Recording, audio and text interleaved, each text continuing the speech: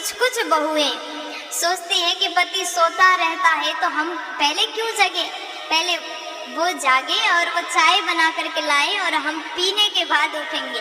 ये गलत है। अब ऐसे में क्या कहते हैं, ऐसे पुरुष को नारी का गुलाम कहते हैं। इसलिए सदैव शास्त्र का आदेश हम लोग जो है सनातन धर्मों के जो लोग हैं, हिंदू धर्म को फॉलो करने वाले, पालन करने वाले, हम सभी को चाहिए पति के पहले जगे, ये नियम है।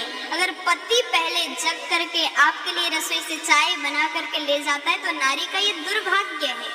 आप सोचते ना कितना अच्छा हमारे दोस्त का जो पति वो चाय बना के लाता है, ये नारी का सौभाग्य नहीं, ये दुर्भाग्य है। तो इसीलिए पत्नी को चाहिए पति से पहले जाग जाए।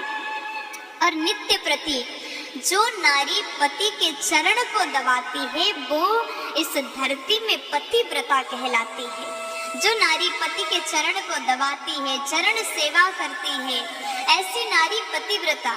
आप कहोगे कि क्या नारी को ही चरण दबाना चाहिए, पुरुष नहीं दबा सकते क्या? ऐसे होते हैं कईयों के पति नारी के चरण दबाते हैं, लेकिन आपने कौन से ग्रंथ में देखा, कौन से ग्रंथ में सुना है, पढ़ा है क्या कोई पुरुष नारी का चरण दबाए? ऐसा हो ही नहीं सकता। आप भगवान लक्ष्मी नारायण का तस्वीर देखते हैं तो सदैव भगवान नारायण के चरण में लक्ष्मी बैठ करके चरण सेवा करती है।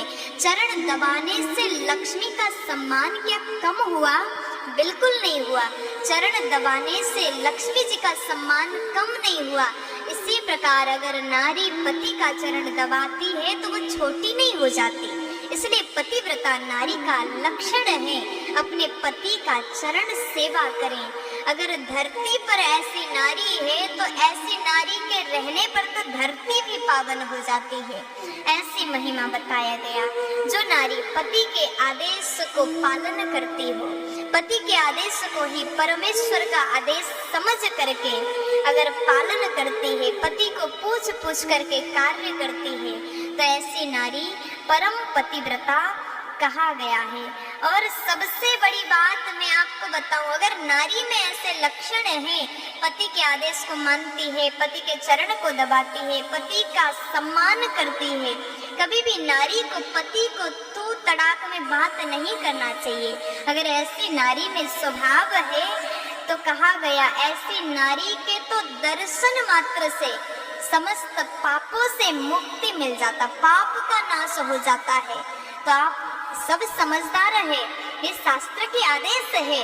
अगर आप चाहते हैं तो हमारे भीतर इतना पवित्रता आए तो ये कार्य पालन अवश्य करिएगा। प्यार से बोलो। जैसे घर की स्त्रियां पति के चरण दबाती हैं, उस घर में लक्ष्मी नृत्य करती हैं, लक्ष्मी का वास होता है। चरण दबाओ। दो लोगों को पांव दबाना चाहिए, एक पत्नी को और एक पुत्र को। पत्नी दबाएगी पति के और वही पति दबाएगा अपने माता पिता के। हाँ या ना? जो बेटा अपने माँ बाप के चरण दबाता है, जो पत्नी अपने, सोचिए कि आप अपने बाप के पांव दबा रहे हैं, माँ के चरण दबा रहे हैं और पत्नी आपकी चरण दबा रही है, वो घर क्या है? स्वर्ग है, बैकुंठ है, सब कुछ है उस घर में। जिस घर में बड़ों का आदर है वहां भगवान आएंगे, लक्ष्मी। अच्छा ये बताओ, भगवान बड़े हैं हमसे या छोटे हैं? जोर से। तो बड़े हैं तो भगवान खुश तब होंगे जब आप बड़ों का आदर करना सीखेंगे।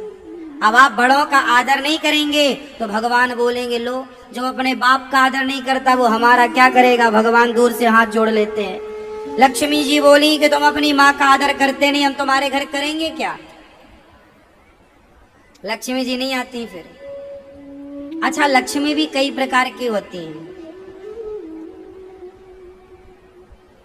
एक लक्ष्मी तो ये है कि आपके घर में आती हैं और आप उस लक्ष्मी से दान पुण्य करने लग जाते हैं।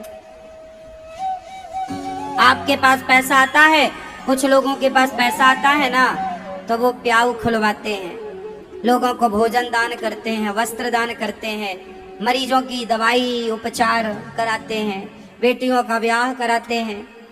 जिससे जो बनता है लोग करते हैं। कुछ लोगों के पास पैसा आए तो वो ये प्रकार का काम करते हैं, और कुछ लोगों के पास पैसा आ जाए तो वो बड़ी गाड़ियां खरीदते हैं, बड़ा बंगला बनाते हैं, बड़ी शान में रहते हैं, लोगों को मरवाने की मारने की धमकियां देने लग जाते हैं, यार पैसा है तुम बच के रहना हमसे, है ना।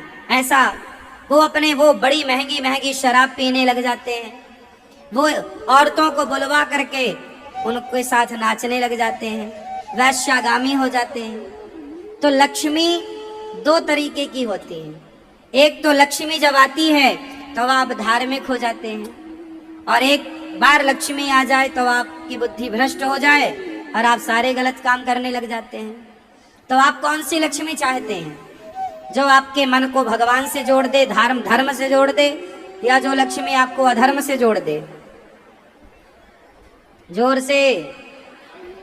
तो याद रखना, धर्म से जोड़ने वाली लक्ष्मी तब ही आएगी जब आपके अंदर धर्म का आचरण होगा, जब आप धर्म के राह पर चलेंगे। यदि आप धर्म के राह पर नहीं चलते हो, लक्ष्मी आई तो आप गलत काम करोगे और फिर आपका नाश। जैसे रावण के पास लक्ष्मी आई, सबसे बड़ा धनवान तो रावण था, हाँ या ना? सबसे अधिक पैसा किसके पास था? रावण के पास। सोने की लंका थी भाई, वैभव था उसका। सबसे धनवान रावण, लेकिन उसने अपनी संपत्ति का क्या किया? मिसयूज किया। संतों को डराया, धमकाया, मारा। कोई भी औरत को उठा के लंका ले आता, उसके साथ दुराचार करता रावण। उसने अपनी लक्ष्मी का दुरुपयोग किया तो लक्ष्मी सदा के लिए चली गई कि नहीं? रावण के वंश में किसी को फिर लक्ष्मी नहीं मिली। यदि आप गलती करोगे तो आपकी औलाद एक एक रुपए को तरस जाएगी, याद रखिएगा। आप ये मत सोचिएगा कि हमें कौन देखने वाला, नहीं। जो लोग लक्ष्मी का गलत उपयोग करते हैं उनकी आने वाली पीढ़ी रुपए रुपए के लिए मोहताज होती है।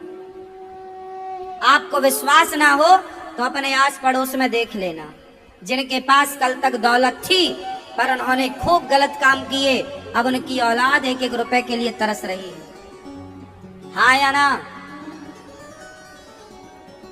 परेशान है। इसलिए रावण के 1 लाख बेटा थे, रावण के 1.25 लाख नाती थे, लेकिन बताओ रावण की संपत्ति बेटों को मिल पाई? पोतों को मिल पाई? ना। जो गलत करता है, अपने धन का दुरुपयोग करता है, उसकी लक्ष्मी सदा के लिए टाटा बाय बाय कह के